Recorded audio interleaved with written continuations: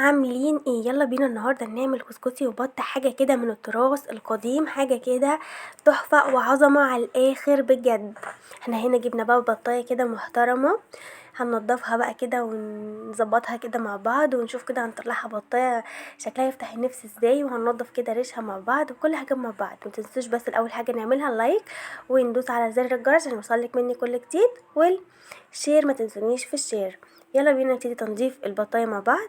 اول حاجه هنا مسكت انا القلب والبطه والقونصه والكلام ده كله، نضفته الاول وهركنه على جنب زي ما هتشوفوا بعد كده.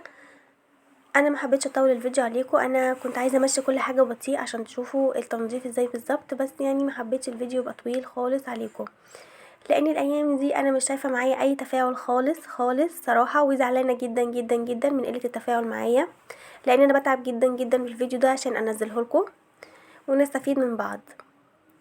انا هنا كده مسكت بقى البطايه والريش اللي مكانش عايز يطلع منها، مسكته كده بالسكينه، وكنت بقى يعني بعمل كده ايدي زي حركه الملقاط كده بالسكينه، واروح شايلاها. لو مش عارفه تعملي الحركه دي ملقاط عادي كده نضيف يكون مثلا الحاجات دي بس شايلاه على جنب واعملي بيه، هيسهل عليكي المواضيع. بس انا يعني عشان عارفه انا بعمل ايه فعادي، يعني كان عادي بالنسبه لي. تمام تمام. هنا بقى ايه، بنشيل الريش كله، كل حاجه هنشيلها وننضف البطايه ونخليها بتبرق كده، وحاجه عظمه على الاخر.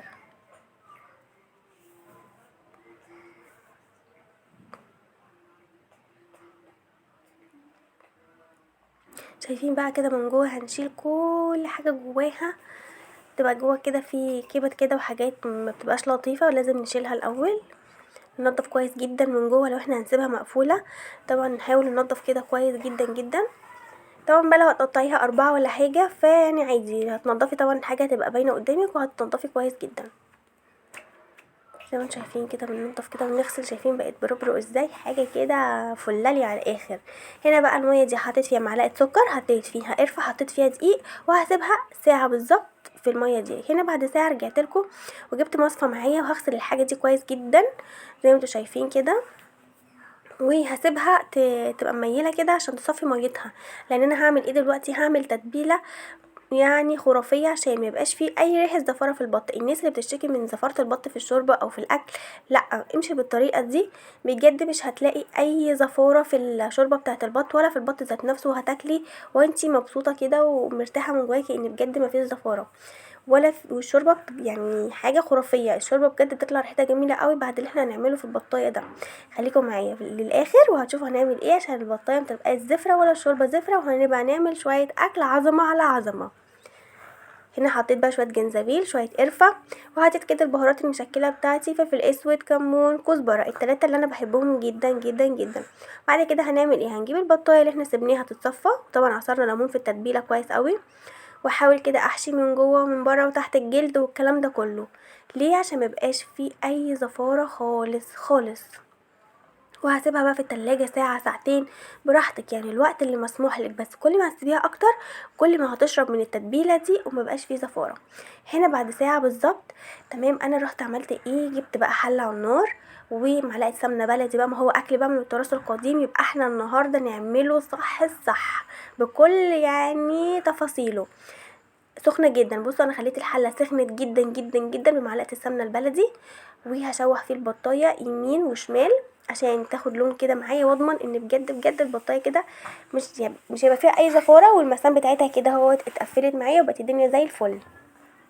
شايفين انا منزلتش على البطايه، انا نزلت بالميه المغليه على جنب بعد طبعا ما البطايه خدت اللون زي ما انتم شايفين كده قدامكم، ونزلت بالميه المغليه من على جنب مش على البطايه. وحطيت بقى ايه بسم الله الرحمن الرحيم الجزر والبصل والكلام ده كله. هنا بقى ايه، هنبتدي بقى في ايه، في الكسكسي، يعني ربنا يسترها بقى. يلا بينا بقى نشتغل. بصوا هنا كسكسي حطيت معلقه سكر، ذره ملح، تمام. وهنا بقى ابتدي الميه ايه زي تنسيم، شغل تنسيم كده، وابتدي ان انا يعني زي ابسه زي ما كنا بنبسه كده بالسمنه، احنا هنبسه بالميه بالظبط. يعني المرحله اللي هنوصل بيها ونتاكد ان هو خلاص كده تمام مش محتاج ميه تاني، ان انا امسك العجينه كده في ايدي لما تتلم معايا ما تفرولش، هوريها لكم.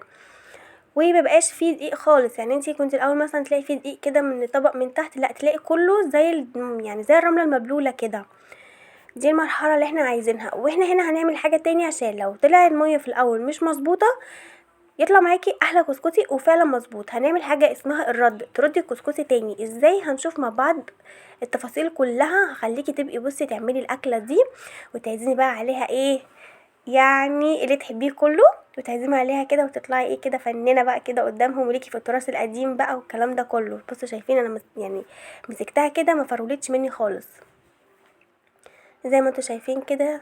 كل الدقيق كده يعني تمام وكله بقى زي الرملة المبلولة ومفيش ولا نقطة دقيق خالص خالص، خلاص بقت كلها زي الرملة المبلولة بالظبط. شايفين شايفين كانت ماسكة. هنمسك بقى ايه ده منخل ستي. منخل ستي ده يا جماعة أكلة من التراث القديم، يبقى احنا محتاجين حاجة من التراث القديم يعني منخل ستي. شايفين نبتدي بقى ايه ننخل كده فيه دقيق. بصوا ننزل كده عشان ميبقاش فيه ايه كتل كده تخينه كده ومش لطيفه. كل الكتل دي هنمسكها برضو بحبه دي زي ما انتوا شايفين كده وننزلها. ده اكبر دليل ان الكتل دي موجوده، ده اكبر دليل ان هو متنسم بالميه صح مادام في الكتل دي اتوجدت في المنخل. تمام كده بقى هنعمل ايه بعد ما بقى لطيف كده وظريف وتمام التمام وصح معانا. هنجيب حله واللي هي بيبقى بالظبط المصفى عليها بالظبط، وهنجيب شاشه.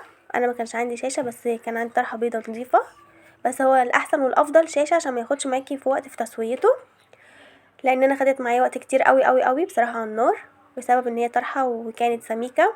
هنا هنحطها بقى على النار. وهنا البطايه معايا شغاله كويس قوي. لايك يا جماعه، لايك للبطايه، لايك كتير. وهنا هوت الحله على النار واسيبها تاخد سواها براحتها. هنا بقى هنعمل ايه هنعمل عمليه الرد. بس طبعا هنا الشاشه دي كانت سخنه جدا بجد سخنه جدا قوي. بصوا شايفين هنرد بقى. هنا بقى ما تخافيش من حاجه، اعملي الكسكسي وانتي مطمنه خالص. سقتيه ميه كويس ما سقتوش ميه كويس يعني العمليه دي هتخليه يطلع معاكي ناجح وزي الفل ان انتي ترديه. انا بس هنا جبت سباتشوله لان فعلا كان سخن جدا جدا ومش هتحمله خالص ان انا يعني انزله كده بايدي من المنخل، فجبت السباتشوله عادي خالص واشتغلت عادي. وبعد كده هنعمل ايه بعد ما ننزله هنجيب كوبايه ميه عادي كده وهننسم تاني ايه حبه تاني يعني هننسمه تاني. الحركه دي هيخليه ولا هو يزورك ولا هو تحسيه كده خشن في اكله، وهيبقى حاجه زي الفل زي ما بتجيبيه مثلا من بره بالظبط. يعني ده هيخليه معاكي زي ما بتجيبيه من بره بالظبط بالظبط بالظبط. وتعملي بقى انت في البيت بقى الحاجات دي وتبقي استاذه ورئيسه قسم. زي ما انتوا شايفين كده نزلت كله كله كله دول اتبقوا يعني مش اشكال. تعالوا كده كده ايه هنعمكم بعد كده تاني. خليكوا كده كسكسي ناعم. بصوا ابتدي بقى ننسم كده. شايفين يعني هو عمليه التنسيم دي اخدت مني كوبايه ميه يعني شايفينها قدامكم دي. ننسم كده يعني عمليه الرد دي بجد جميله. بصوا انا اول مره ارده تمام. الاول كنت اسوي خالص تمام وعادي خالص، بس عمليه الرد دي خدتها من مرات اخويا قالت لي بجد رديه مش هزورك وانتي بتاكليه وتحسي ان هو خشن. فعلا عجبني جدا المره دي جدا جدا. كده بقى نحطه تاني على البخار كده خلاص هو استوى. اخد بالظبط بالظبط كده نص ساعه في عمليه الرد دي على حسب بصي النار عندك. يعني النار لو هاديه لا هياخد منك فتره، النار لو هي عاليه على طول بصراحه مش هيكمل. بصوا شايفين كده نزلناه. ده العادي ان هو يكون ماسك في بعضه كده. السمنه هي بقى اللي هتظبطه وتخليه مفلفل كده وزي الفل. شايفين طبعا السمنه دي بقى زي ما انت حابه يعني عايزاه بقى سمنه كتير سمنه بسيط. بس هو في الاول السمنه يعني هو اللي بيطلبها لان بتحس ان هو مش يعني مش شكله كده لونه زي مصفر، لا بتحس لسه ان هو ابيض زي الدقيق. فالسمنه لازم تحطيها الاول مظبوطه. شايفين حابه بقى كتري بقى بزياده كتري، بس اهم حاجه تظبطيه الاول عشان يفلفل معاكي وكل الكور اللي انت شايفاها دي هتفك يعني وهتبقى زي الفل دلوقتي. شايفين طبعا في بخار بقى طالع على الكاميرا فبالتالي تحس ان في كده غمامة كده على الكاميرا، بس ما علينا يعني هيعدي الموضوع زي ما انتوا شايفين كده. طبعا بقى هنعمل ايه عشان يبقى ناعم قوي كده زي ما بنشوفه على يعني مع الناس اللي بتبيع كده الكسكسي ناعم قوي كده وجميل. هي تكة واحدة مش كتير هنعملها دلوقتي مع بعض وهيطلع احلى كسكسي واحلى نعومة كسكسي في الدنيا. وهنعمل بس كده ايه خطوة سرية تاني كده لذيذة قوي مع السمنة البلدي دي هنشوفها دلوقتي. بس احنا بس الاول ايه من كل الكتل بنشيلها. حطيت سنة فانيليا بسيطة قوي مع السمنة البلدي والله بتوديه في حتة تانية في حتة تانية حتة تانية حتة تانية. شايفين قومي كده وتشجعي كده وجمدي قلبك كده واعملي لهم كده كسكسي وبط كده وفرحيهم وظبطيهم.